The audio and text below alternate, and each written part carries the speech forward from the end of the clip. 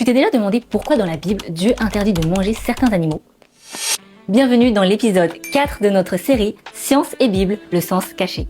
Si tu as déjà lu l'Ancien Testament, tu as sûrement remarqué que les Hébreux pouvaient manger de l'agneau, du bœuf, du poulet, du poisson, mais ils ne pouvaient pas manger de porc, de crustacés, ni d'animaux charognards. Mais pourquoi Dieu aurait créé des animaux purs et d'autres impurs? Aujourd'hui, on va répondre à cette question grâce à la science. En fait, c'est beaucoup plus logique que tu ne le crois.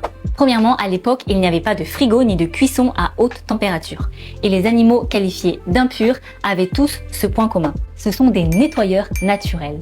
Par exemple, le cochon mange absolument tout ce qu'il trouve, même des cadavres. Et autrefois, il servait d'éboueur dans les villages.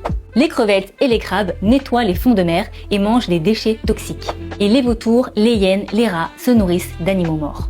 Et résultat, leur chair est beaucoup plus susceptible de contenir des vers parasites comme la trichinose dans le porc, des bactéries nocives ou des toxines bioaccumulées comme dans les crustacés.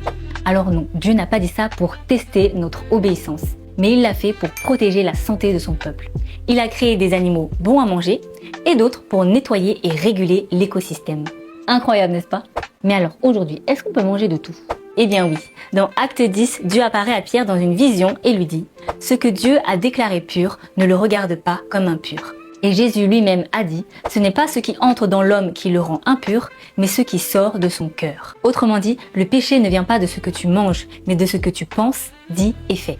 Alors oui, aujourd'hui, on peut manger de tout, mais pas n'importe comment. Faisons-le avec sagesse et en prenant soin de notre santé. Et souviens-toi, Dieu ne dit pas non pour contrôler, il dit non pour protéger.